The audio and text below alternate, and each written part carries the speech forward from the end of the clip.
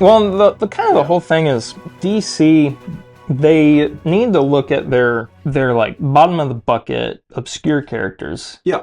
And say, hey, how can we rebrand these and potentially make them way popular? And it's happened before with Marvel with Guardians of the Galaxy. Oh yeah. James Gunn did it again with Peacemaker and these other characters. So like they're household names that nobody used to. I didn't know who Peacemaker was. I didn't know who the Guardians of the Galaxy were before that movie came out. Yeah. You don't start as doing those. What you do is you start with the ones that everybody knows and cares about. Exactly. Yeah. And then you do like you did with, Guardians of the Galaxy. Mm-hmm. You introduce one team or a few characters of, obscure origins, and maybe you can tweak them and stuff, make them a little more palatable. Because I mean, if they're not household names now, the comics didn't turn out as good as they could have. No.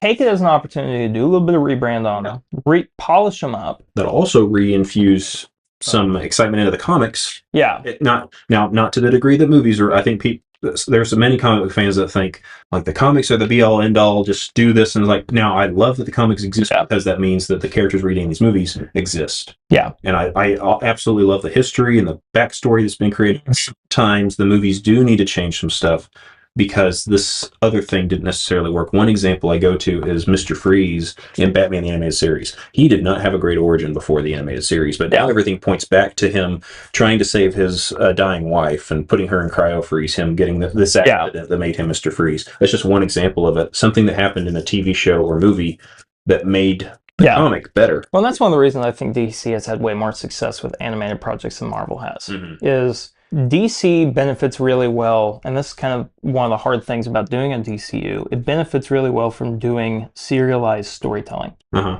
Because these are such broad, such out there characters.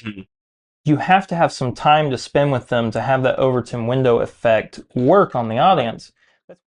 Thanks so much for checking out that clip from our podcast, The Assembly Cut. Always be sure to tune in and check those out, either here on YouTube or on Apple Podcasts or Spotify or your favorite podcasting app of choice. Before you go, remember to hit that like button, subscribe, and hit the bell icon to get notified when new videos, new clips go live on this channel. When you do that, it always helps us out, and we greatly appreciate it. Go down in the comment section and let us know what you thought of the topic we discussed here today. Hope you all have an awesome and a fantastic day, and we'll see you in the next video.